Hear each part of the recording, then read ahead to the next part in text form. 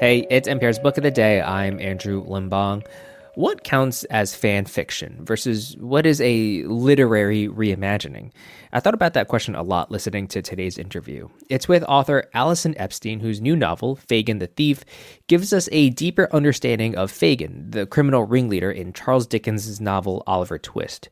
And in this interview with NPR's Scott Simon, Epstein talks about treating Dickens not like some sort of literary legend, but like a writer. Of course, an extremely talented and hardworking one, but not someone immune to criticism. She talks about turning Fagin from a caricature Dickens himself considered anti-Semitic to a fully realized character. After the break. This message comes from Sony Pictures Classics, presenting The Penguin Lessons, a new comedy directed by Peter Cataneo, starring Steve Coogan as a teacher whose life is upended after he rescues a penguin from an oil-slicked beach in Argentina, 1976. Starts Friday, only in theaters. This message comes from Progressive Insurance. Progressive makes it easy to see if you could save when you bundle your home and auto policies. Try it at Progressive.com. Progressive Casualty Insurance Company and Affiliates. Potential savings will vary. Not available in all states.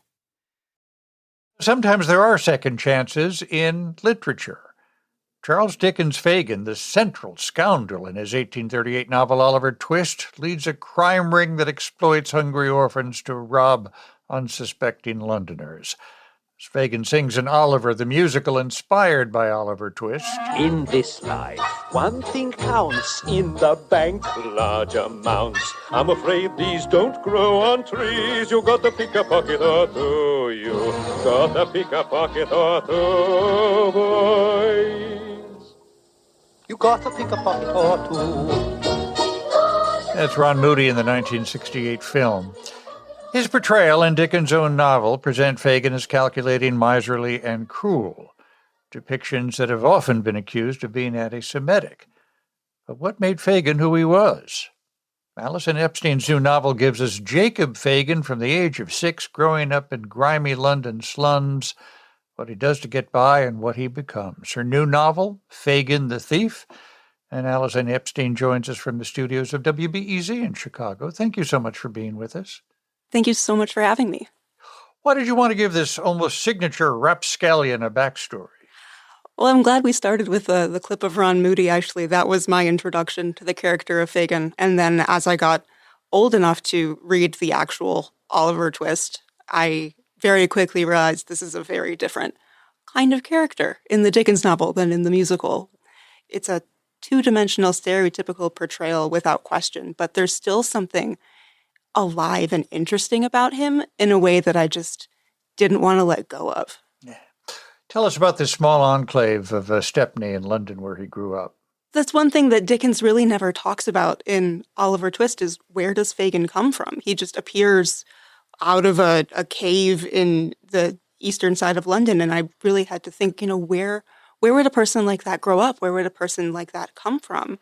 And as I was doing research, there were little enclaves of Jewish families that would settle in London as they would emigrate, and they kind of would stick together. And I was just really in love with that idea of a small culture kind of keeping its own sense of togetherness.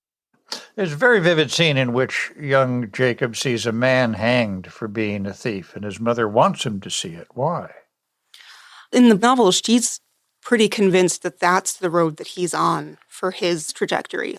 In my novel, I imagine that Jacob Fagin's father was a thief as well, and he was hanged for thieving, which was, of course, very common at that time. And it seemed like it was a fate that was coming for my character of Fagin, sort of from the moment he was born. And his mother, of course, sees that coming and tries to stop it. But as you can imagine from where we know Fagin from, that's maybe not as successful as she had hoped. And she dies when Jacob is young. What does that leave him? What are his options in life? She is the most important person in his life, Jacob's mother. And once she passes away, he really is standing sort of on the precipice of the rest of his life. And there's no one next to him to help him decide where does he go next. So the most important thing for him becomes survival. What do I have to do today to make sure that I am alive to see tomorrow? Let me ask you something you address in the afterword. Is Dickens original portrayal of Fagin so grotesquely anti-Semitic that even Dickens regretted it. He did. Eventually. It took him some time.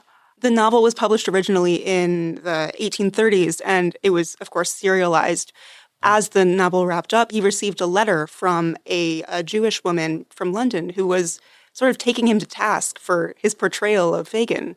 She commented that, Dickens is such a wonderful hero and champion of the oppressed, but at the same time, he seems to have no particular sympathy for the character of Fagin. He refers to him almost exclusively as the Jew. And Dickens at first kind of pushed back against that feedback, but to give him credit, the next time he came about to write a Jewish character in one of his novels, it was a very different portrayal, let's say, than how he approached Fagin.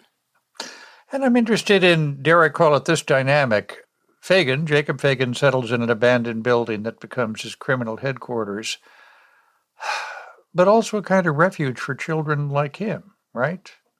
Yeah, that was something that was important to me as I was working on a retelling of the original, to think about sort of in a different way, because of course in Dickens's portrayal of Fagin, he's always kind of portrayed as a child snatcher and an opportunist who sees these small, vulnerable children and takes advantage of them. And there's certainly still some of that. I wouldn't call my Fagin an altruist in any particular way, but I did think, there's a reason that someone would go into a life like that. And one thing that seemed clear to me was part of it is identification. That's a life that he had and is trying to help others to not have.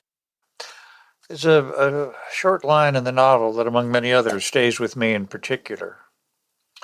And it is said of Fagin, quote, I'm quoting you, of course, if he wants to eat today, he has work to do.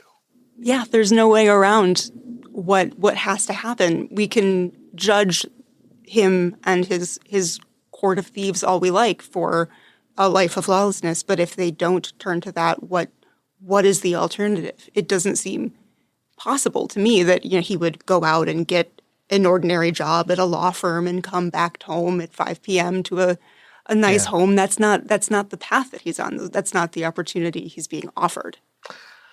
Reimagining and rewriting Dickens, what do you come to appreciate and maybe not like about his work? I am repeatedly impressed by how strong Dickens is of a storyteller and how much of a picture he can paint of the world that his readers both knew and didn't know.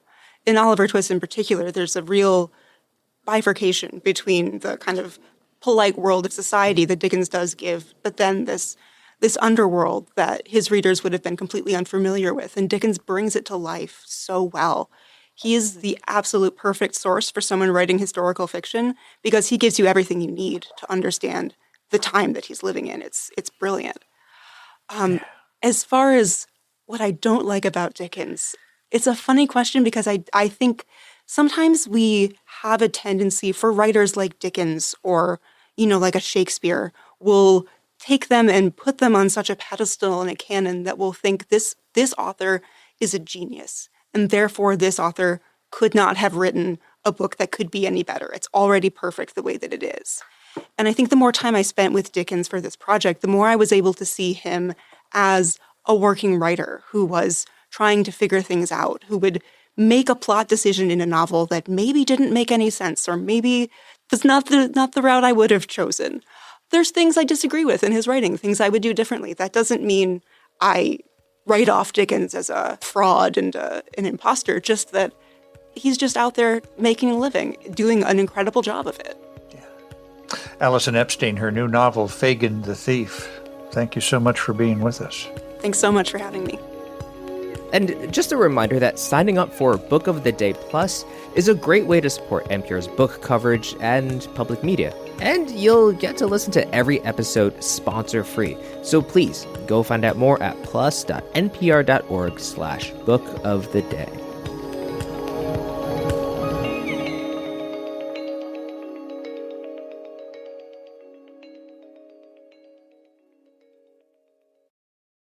This message comes from Best Western Hotels and Resorts. From adventures to new places, Best Western has you covered. With over 4,000 hotels worldwide, you're sure to find the right hotel for your next getaway. Life's a trip. Make the most of it at bestwestern.com.